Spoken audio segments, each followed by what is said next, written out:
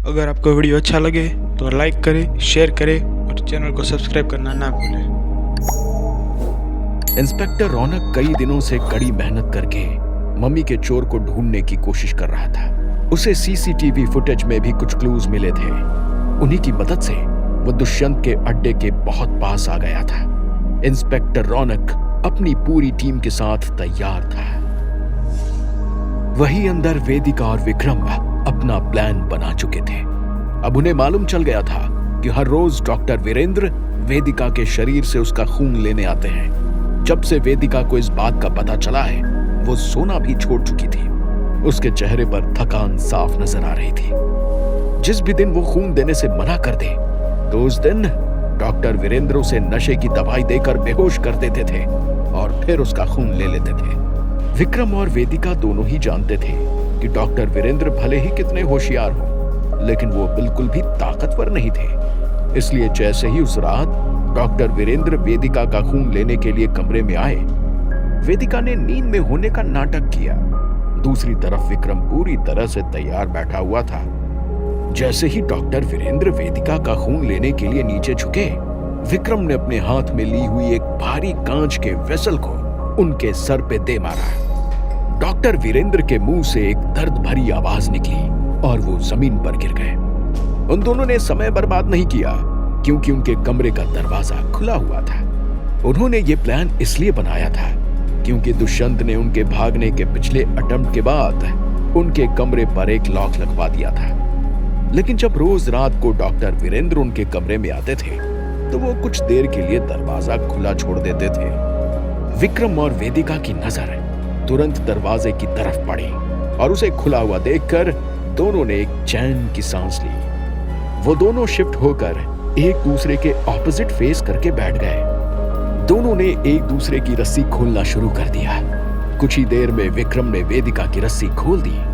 वेदिका तुरंत अपने कदमों पर खड़ी हुई और उसने कमरे में रखी हुई एक बड़ी कैंची से विक्रम की रस्सी भी खोल दी। वो दोनों एक पल भी बर्बाद नहीं करना चाहते थे। भागते हुए वो दोनों तुरंत कमरे से बाहर निकल गए।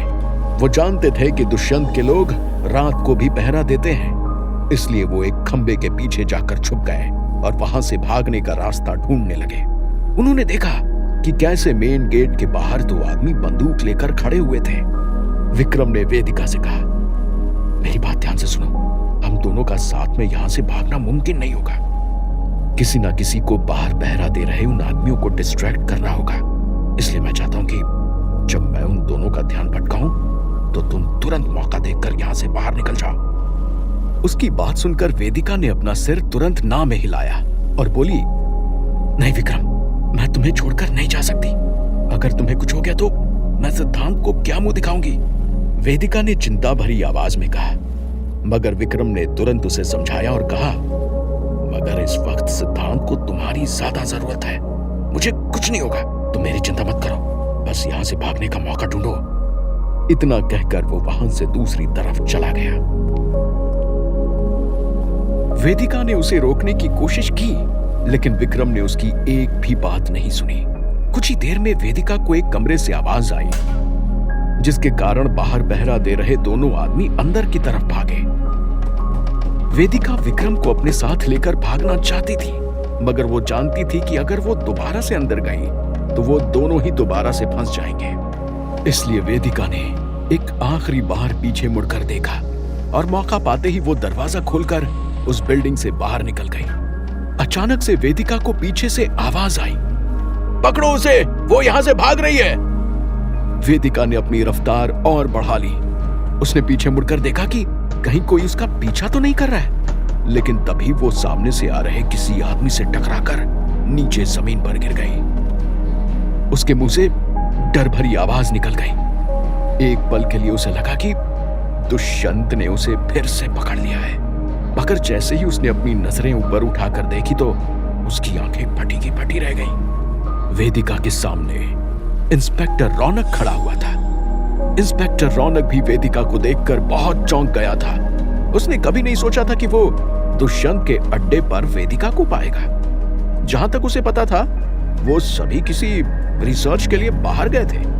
उसने वेदिका को जमीन से उठाते हुए कहा, तुम यहाँ क्या कर रही हो? सिद्धांत और विक्रम कहाँ हैं? वेदिका उसकी बातों का जवाब दे पाती उससे पहले ही पीछे बिल्डिंग से गोली चलने की आवाज आई।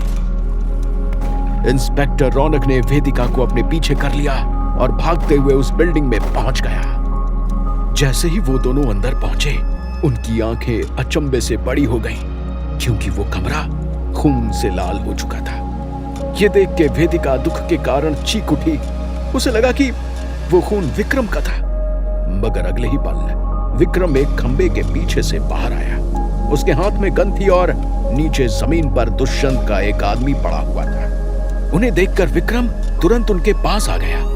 अगले ही पल इंस्पेक्टर रौनक के पुलिस फोर्स दुष्यंत के अड्डे पर फैल गई। दुष्यंत अपने कमरे में आराम कर रहा था। अचानक से उसे अपने दरवाजे पर नॉक होने की आवाज सुनाई दी। उसका एक आदमी अंदर आया और हड़बड़ाते हुए बोला, बॉस, हमारे अड्डे को चारों तरफ से पुलिस ने घेर लिया है। ये सुनते ही दुष्यंत का चेहरा गुस्से से लाल हो गया। उसने तुरंत अपना एक छोटा सा बैग उठाया और पीछे के दरवाजे से भाग गया। वो जानता था कि अगर पुलिस ने उसे पकड़ लिया तो उसके सारे किए कराए पर पानी फिर जाएगा। पूरे अड्डे को छान मारो, मुझे अभी के अभी वो चोर सलाखों के पीछे चाहिए। इंस्पेक्टर रौनक ने चिल्लाते हुए अपने बाकी सारे साथियों को आदेश दिया। उन्होंने तुरंत सर हिलाया और चींटियों की तरह पूरी बिल्डिंग में फैल गए। इंस्पेक्टर रौनक ने उस कमरे में चारों तरफ देखा। वहां मौजूद सारी मशीन्स बहुत ही एडवांस्ड नजर आ रही थी। उसके मन में कई सवाल उठ रहे थे। उसने वेदिका और विक्रम की तरफ देखते हुए कहा, तुम दोनों यहां क्या कर रहे हो? ये सब क्या है?